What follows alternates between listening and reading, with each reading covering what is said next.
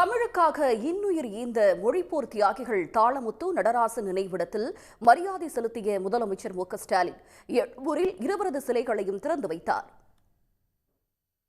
தமிழ்நாட்டில் இந்தியை திணிக்க முயன்றோருக்கும் முயல்வோருக்கும் அச்சத்தை உருவாக்கிவிட்டு சென்றுள்ள தியாகிகள் தாளமுத்து மற்றும் நடராசன் தியாகத்தை போற்றும் விதமாக சென்னை மூலக்கொத்தளத்தில் அமைக்கப்பட்ட நினைவிடம் தந்தை பெரியாரால் திறந்து வைக்கப்பட்டது. 34 லட்சம் ரூபாய் செலவில் புதுப்பிக்கப்பட்ட தாளமுத்து மற்றும் நடராசன் நினைவிடத்தை தமிழ்மொழி தியாகிகள் நினைவு நாளான இன்று முதலமைச்சர் மு.க.ஸ்டாலின் திறந்து வைத்தார். பின்னர் அவர்களது திருவுருவ படங்களுக்கு மலர் தூவி மரியாதை செலுத்திய முதலமைச்சர் அவர்களின் நினைவிடத்தில் மலர் வளையம் வைத்து வீர வணக்கம் செலுத்தினார்.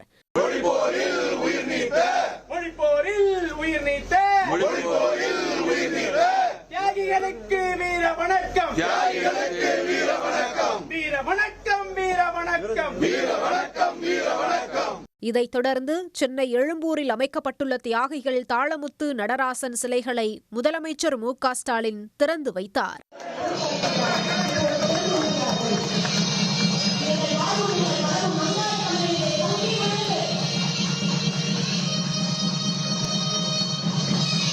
இதனிடையே அன்றும் இன்றும் என்றும் இந்திக்கு இங்கே இடமில்லை என்று முதலமைச்சர் மு.க.ஸ்டாலின் சூளுரைத்துள்ளார்.